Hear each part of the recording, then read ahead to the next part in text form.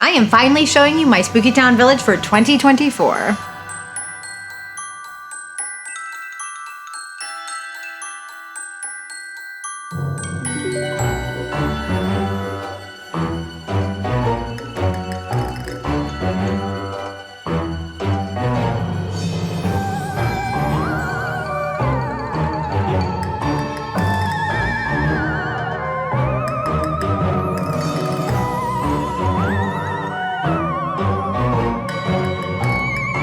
It's finally that time again. Happy Halloween. I got my butterbeer here, and if you watched my HHN video, then you know that when I went to Universal Studios and tried this butterbeer, I was in love, to say the least.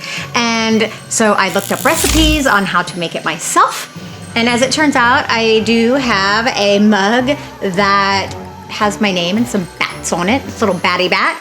And I learned how to make it. It's very, very, very simple. Super duper duper simple. And it tastes delicious. Do I have it all over me? If you like butterscotch, I totally recommend it. It's only a few ingredients, but this is not the reason I'm here today. And I did spill it on my shirt, so. I'm finally showing my Spooky Town Village. It's been quite a journey to get here.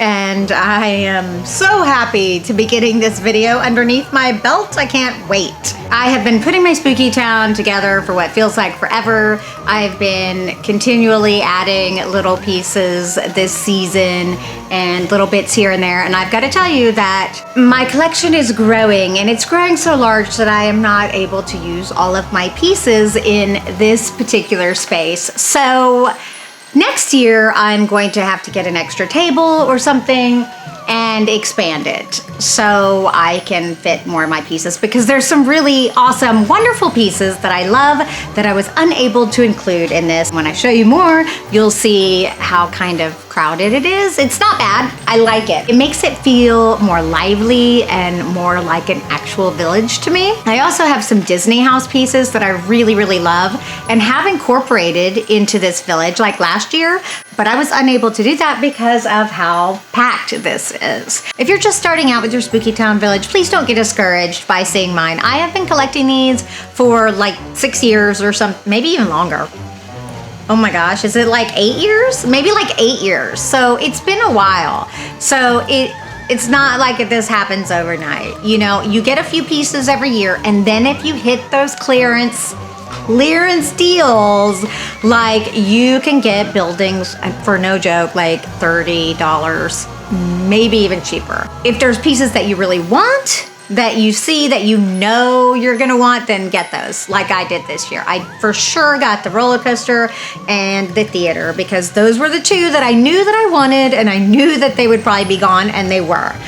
It really does kind of make sense to buy pieces that fit together. If you just have one piece, sometimes you may not know where to put it because it doesn't go with the rest of the pieces.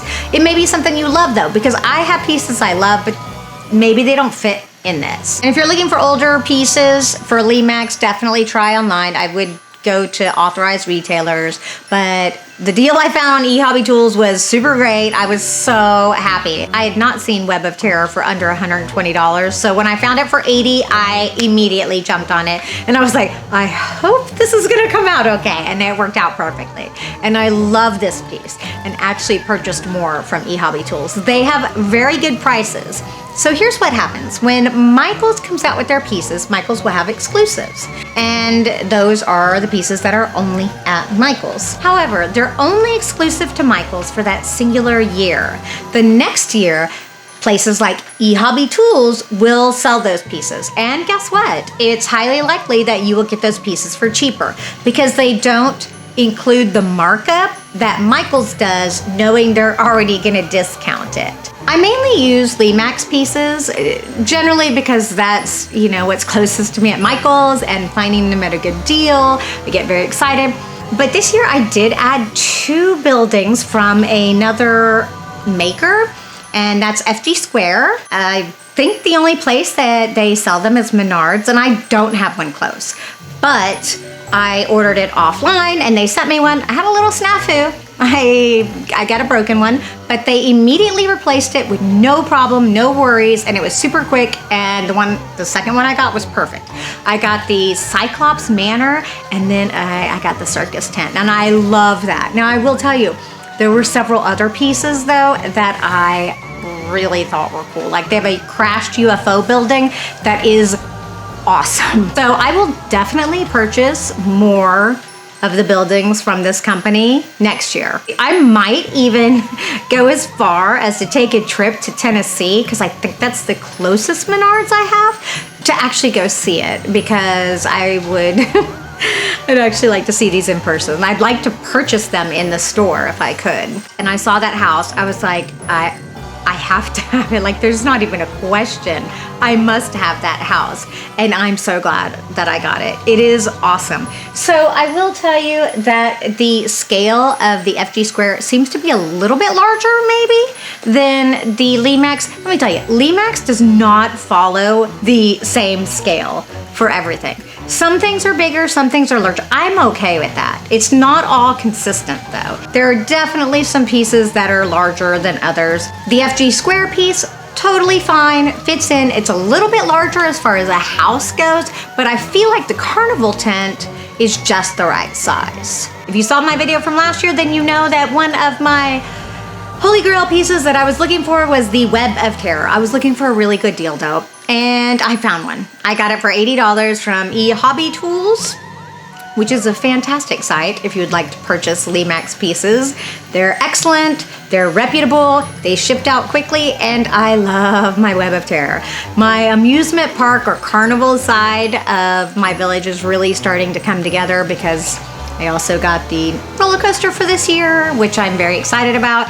Of course, I also added the theater, the Fright Night Cinemas, that was a no-brainer for me, obviously. A horror movie lover is gonna get that piece, and I'm so glad I did. I love it. Me, you know, I love plants too. I used to have over 250 plants, but I have given tons away. Can't keep up with them anymore. I think I only have about 40 or 50 now, and that's still too much. But because of my love for plants, I also got the Living End garden, which is super cool. Also, I shockingly purchased a little witch's shop from CVS of all places. Yeah. It's very cute though. I like these little shops that you can just put into your village. Now, I did alter it. I did change it up a bit. It had these potion stickers on it that I really truly didn't like. So designed some new ones in Photoshop and printed them out and just glued them on. For most of you probably wouldn't even care. It's not that big of a change. For me, it's a big change, and I just think it looks a lot better. Also, I should point out, I just got the Cursed Ruins from Michael's, which is one of their really cool Mister pieces, for $57, I believe it was. Yeah, super cheap. They're like 60% off, and then they might have additional discounts as well on top of that. You just have to check your local stores, because I was super excited when I got mine. So if you want pieces for next year, I know it's hard to buy this year for next year, but it'll pay off next year.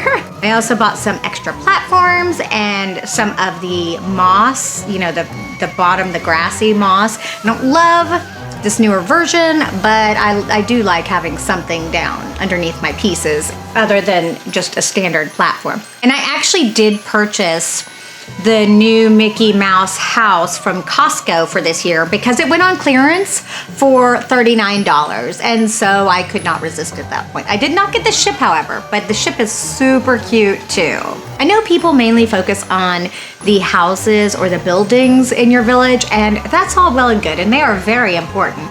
But, and I said this last year, what's really important is all the little things that you add to your village. That's really gonna make all the difference. The platforms are a must-have. The little people, the little figurines, all of that makes such a huge, massive difference in the overall look and completion of your village, and also lighting.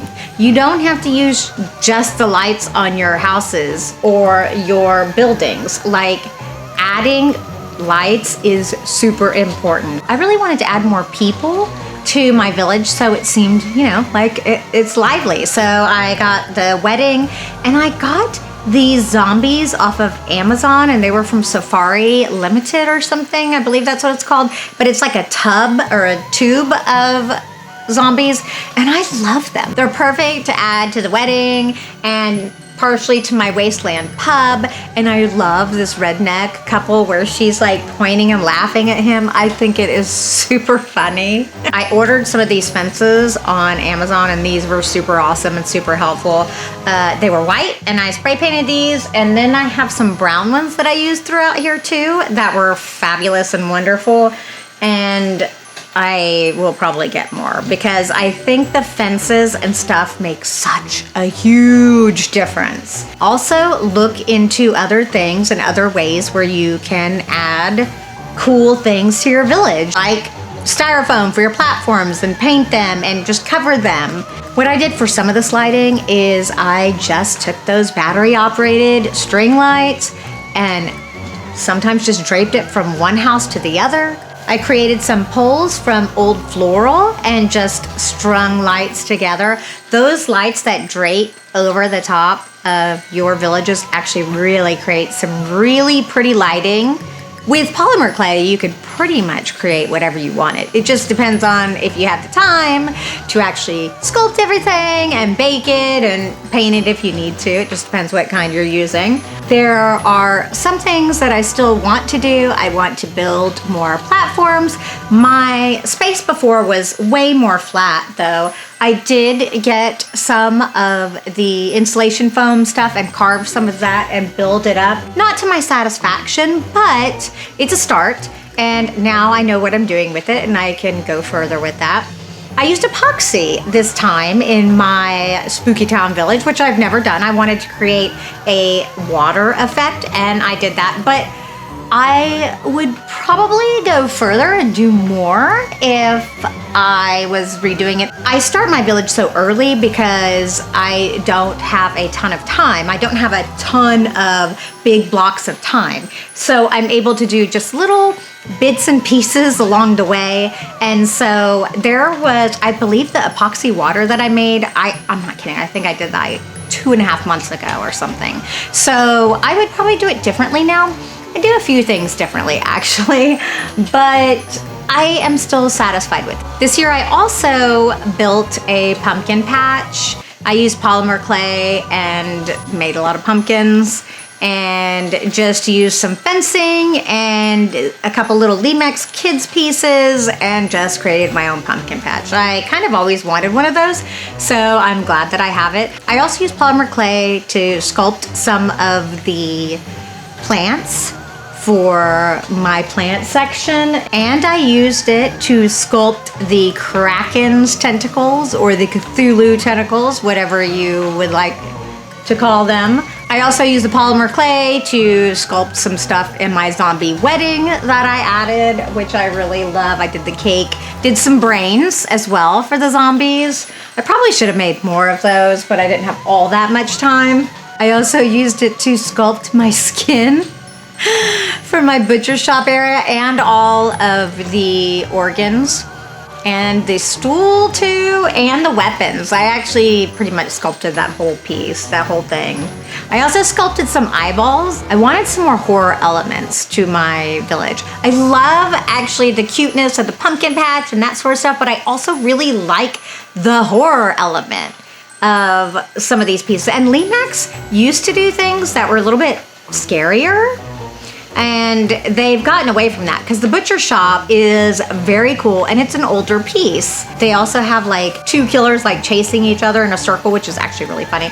And of course, as you can tell, they're kind of a mashup of Freddy Krueger and Jason and Leatherface. I also took some spring pieces and painted them to make them look more like, you know, spooky town decor because I wanted some extra stuff, and that worked out great. Like I said, I used epoxy for my wasteland pub dumping site and then my river on the other side, and then of course I put lights up underneath it so that it looks like toxic waste, which is really awesome to me. I also made some signs this year for different parts of the village. Beware of zombies. I did a cemetery sign, did a low-flying witches sign, posters for the cinema, and then I just backlit them. I actually printed those on like projector paper, so it's like clear.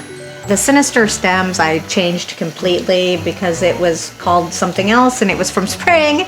And then I did the Bloody Roses signs. I also made a little nod to Killer Clowns from Outer Space. I actually had made more, but I did not have time to do the cotton and wrap them. So maybe next year I'll do more of those because I really love them and I think it's funny. I actually want to like kind of string them up outside of the circus tent, but I didn't have time for all that. The balloon clown is actually a Lemax piece, but I did create a stack of balloons for him and a little sign. I just wanted a little bit extra. Like there's so many extra things that I want to do. I actually created these little cotton candy things for him, and I was going to create a whole cotton candy stand to go with the Killer Clowns thing and then string more of the Killer Clowns with people inside, but I just did not have time for that.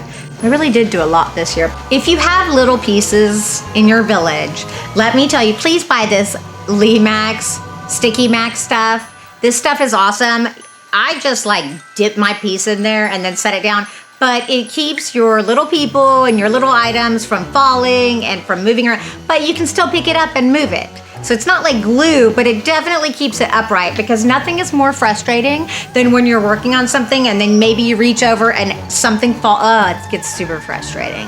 So I highly recommend this stuff. I do prefer a lot of pieces from Lemax as far as the smaller ones that light up.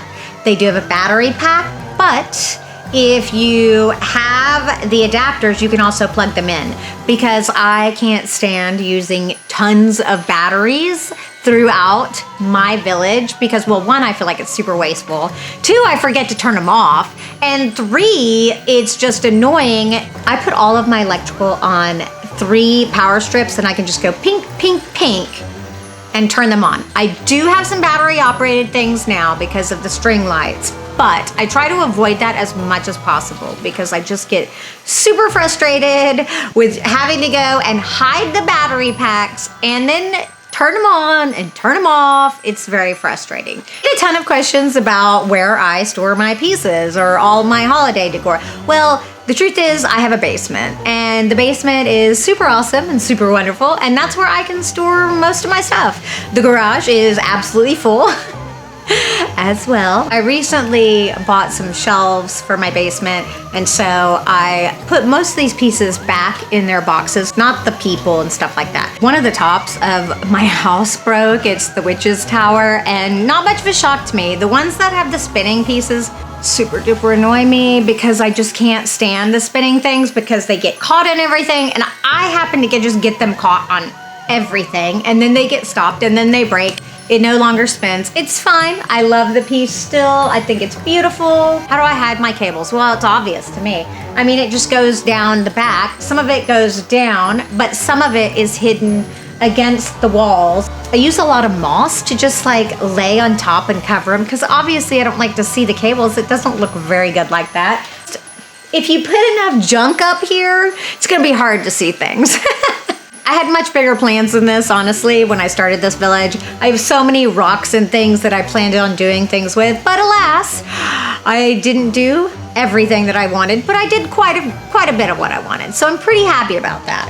I still need to work out my themes and my theming and how I want to work all of that out. I love my carnival area and where I have the pumpkin patch and that sort of stuff. I definitely love that. I love having a graveyard area. That's very important to me. And I would like to expand upon my horror area. The problem with that is there's very few buildings that are horror-like. Even with this butcher shop that I got from Lemax, I repainted a lot of it to add a lot of blood to make it more gory. Which is fine. I like doing that. It's no big deal.